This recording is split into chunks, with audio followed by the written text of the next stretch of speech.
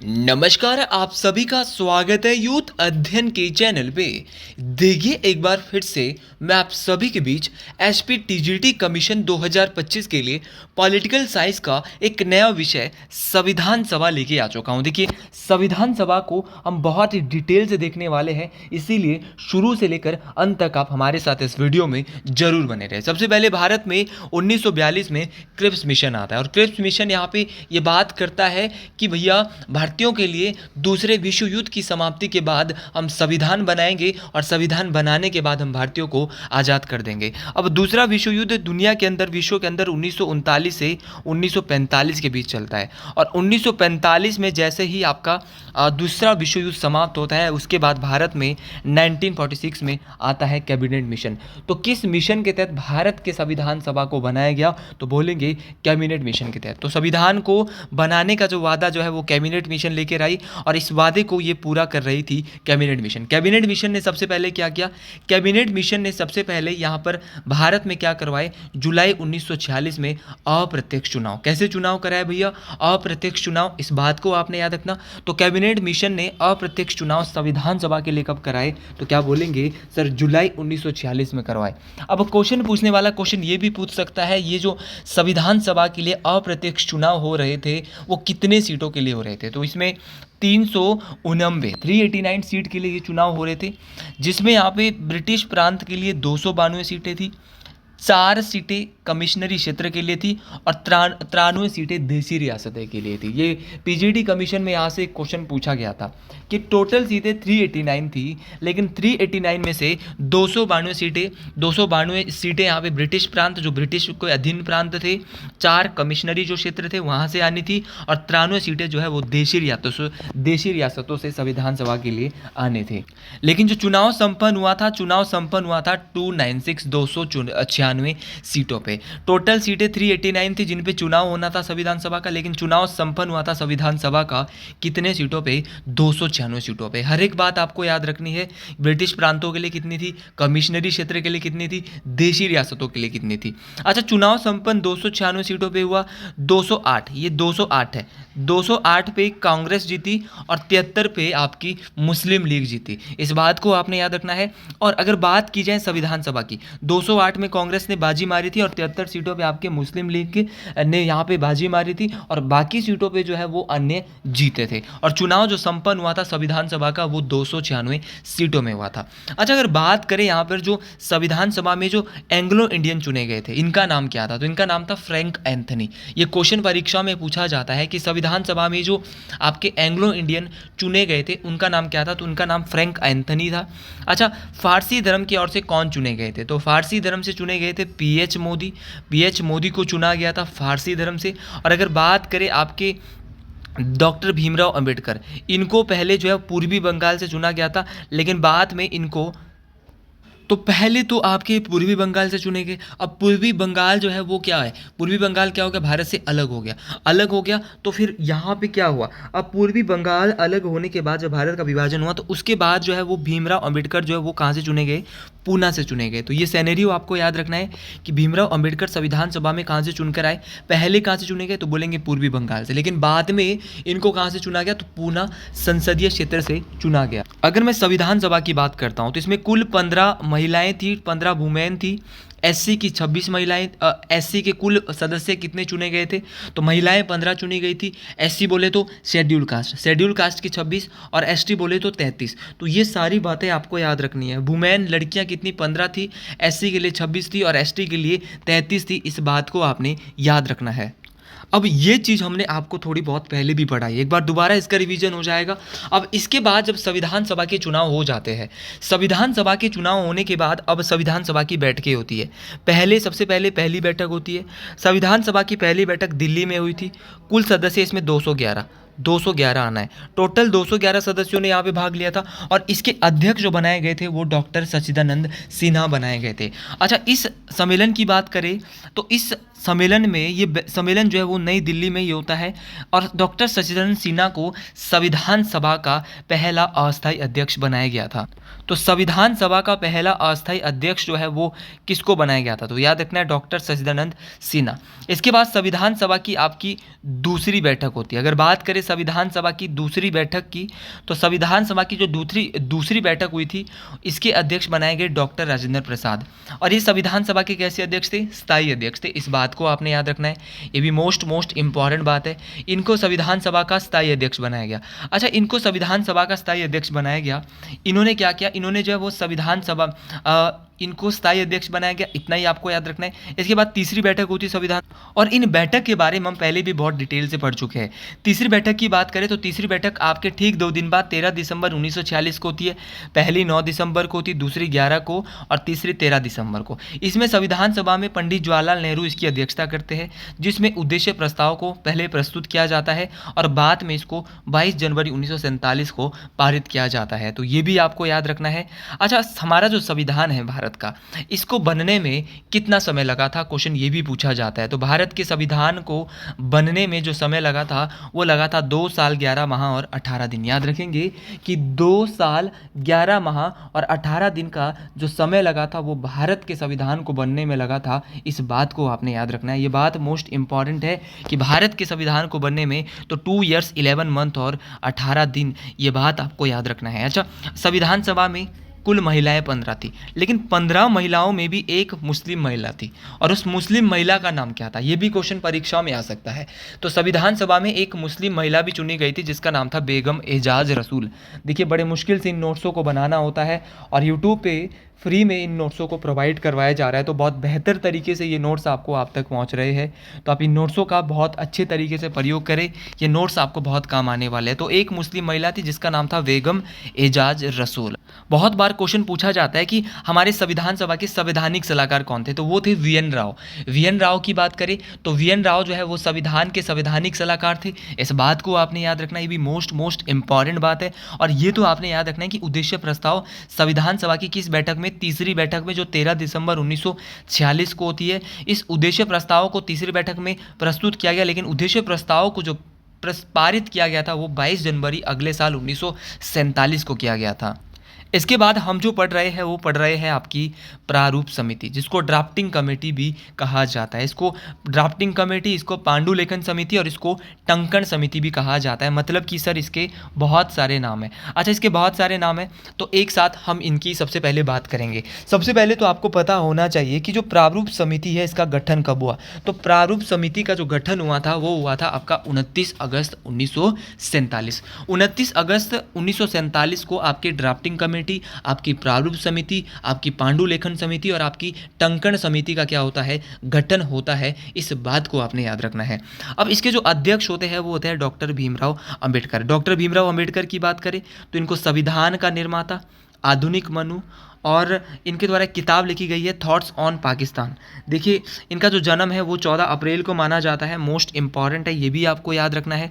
अच्छा, इनके अलावा अन्य सदस्य इसमें कितने थे? तो अन्य सदस्य इसमें कितने थे? 6 थे। इन सदस्यों के बारे में बात करता हूँ तो याद रखना है, प्रारूप समिति के अध्यक्ष बहुत बार पूछा गया डॉक्टर भीमराव अम्बेडकर।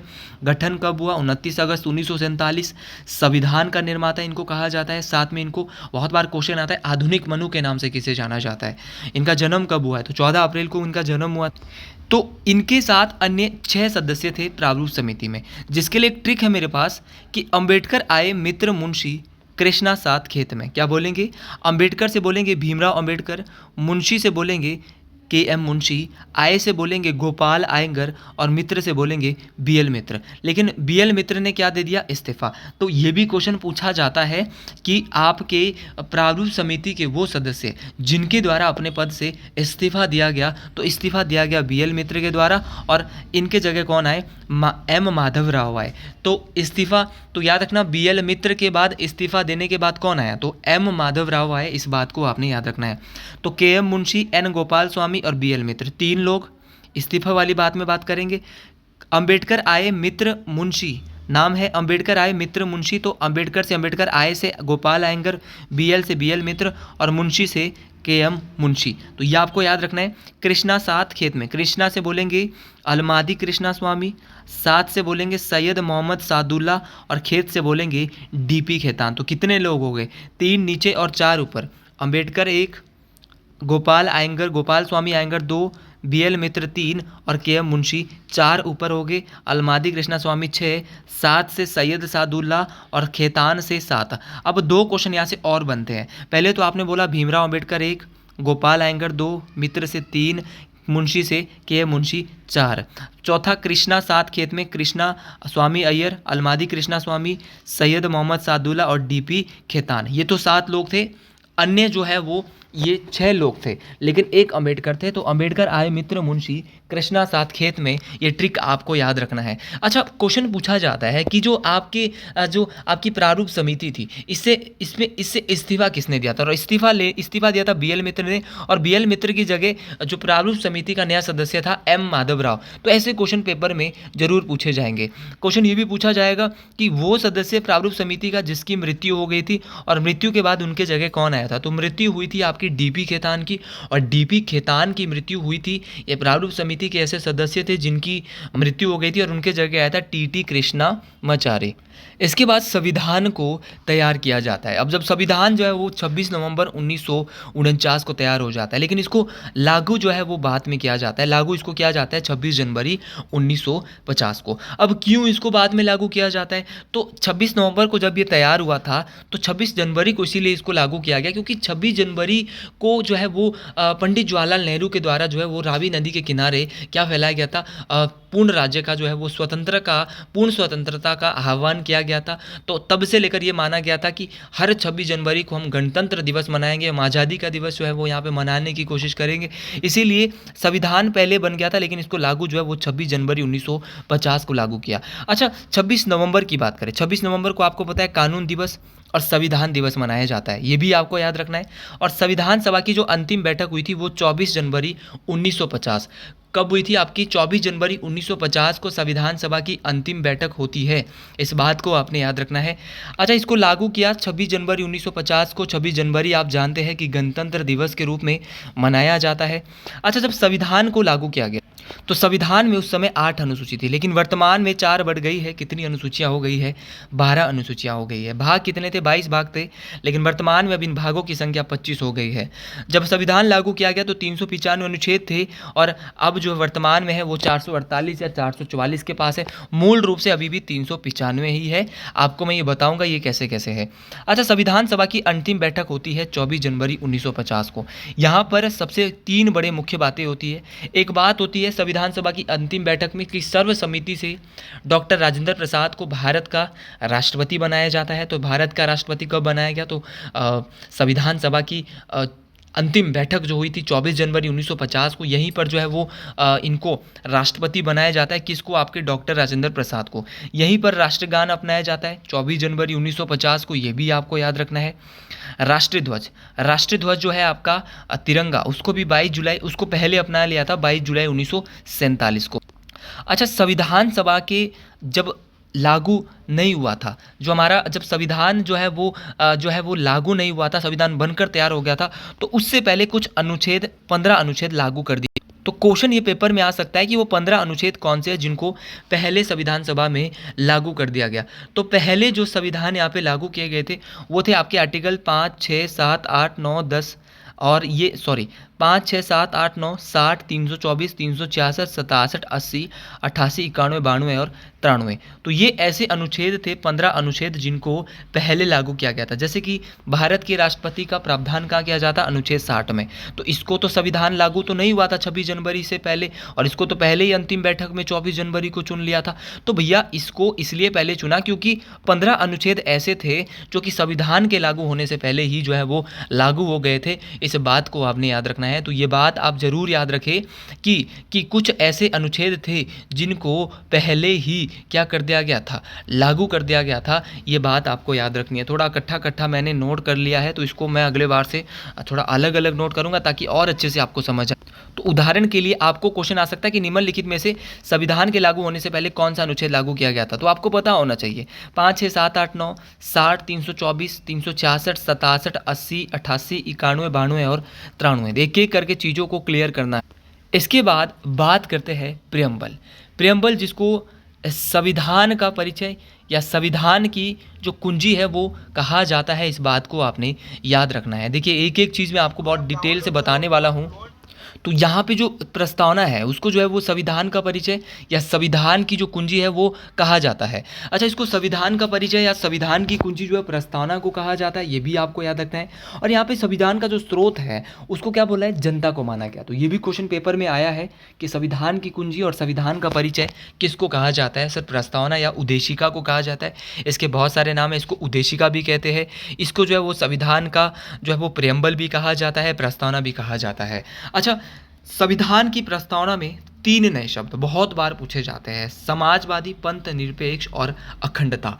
कि 3 नए शब्द जब भी संविधान में कोई बदलाव होता है तो उसमें कोई चेंजिंग होती है। तो यहाँ पे जो चेंजिंग हुई थी वो क्या चेंजिंग हुई थी, यहाँ पे 3 नए शब्द समाजवादी, पंथ निरपेक्ष और अखंडता, इन 3 नए शब्दों को 42वें संविधान संशोधन 1976 के तहत जो है वो शामिल किया गया था। इस बात को आपने याद रखना है। तो ये शब्द आपको जरूर याद रखना है, ये भी मोस्ट इंपॉर्टेंट शब्द है। इन तीनों ही शब्द को आपने याद रखना है जो कि 42वें संविधान संशोधन 1976 के तहत भारतीय संविधान में जोड़े गए थे। इस बात को आपने याद रखना है।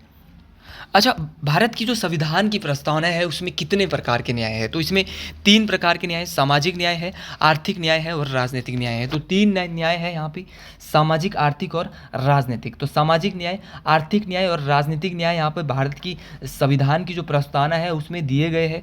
और दूसरा आपको यहाँ पे 5 प्रकार की स्वतंत्रता की बात की गई है। कौन कौन सी है, विचार की स्वतंत्रता, अभिव्यक्ति की स्वतंत्रता, आपकी विश्वास की स्वतंत्रता, धर्म की और उपासना की स्वतंत्रता। तो 3 प्रकार के न्याय, सोशल जस्टिस, आपका इकोनॉमिकल जस्टिस और पॉलिटिकल जस्टिस। तो 3 प्रकार के जस्टिस की बात की गई है और 5 प्रकार की स्वतंत्रता, 5 प्रकार के फ्रीडम की बात की गई है। इस बात को आपने याद रखना है। अच्छा, एन.ए.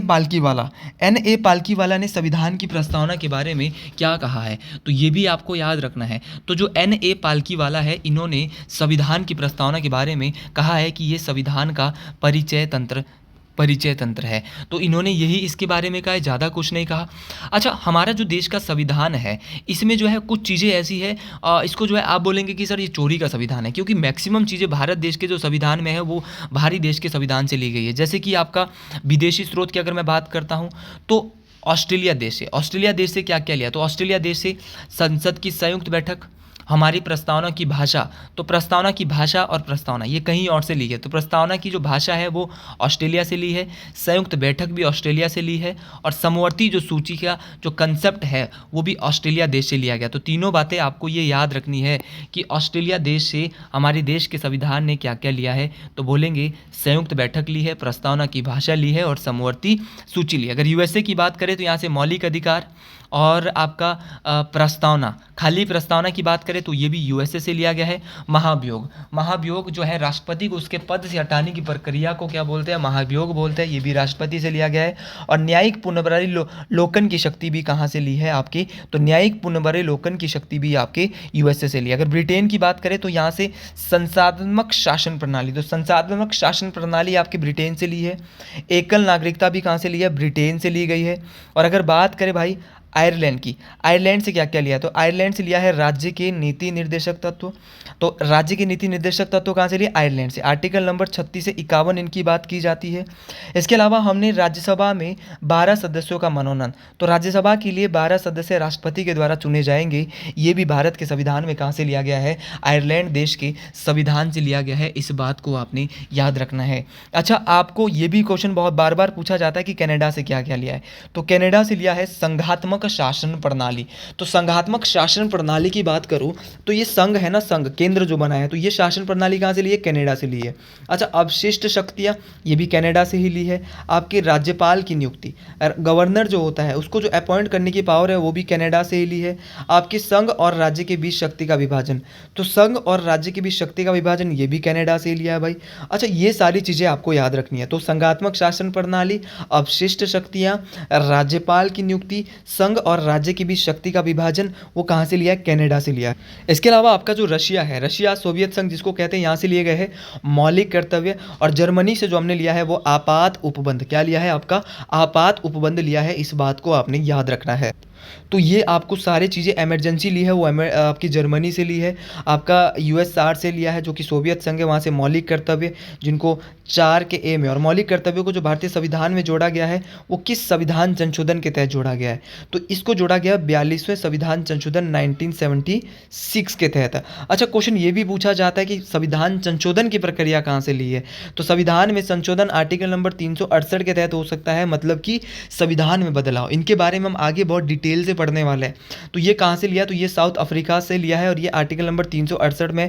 तो अगर आपको हमारी वीडियो बहुत अच्छी लगी है तो कमेंट बॉक्स में ज़रूर लिखिएगा हर हर महादेव। आज के लिए इतना ही, मिलते हैं अगले वीडियो में बहुत जल्द। जय हिंद, जय हिमाचल प्रदेश, हर हर महादेव टू ऑल, हर हर महादेव टू ऑल, हर हर महादेव। कमेंट बॉक्स में ज़रूर लिखिएगा।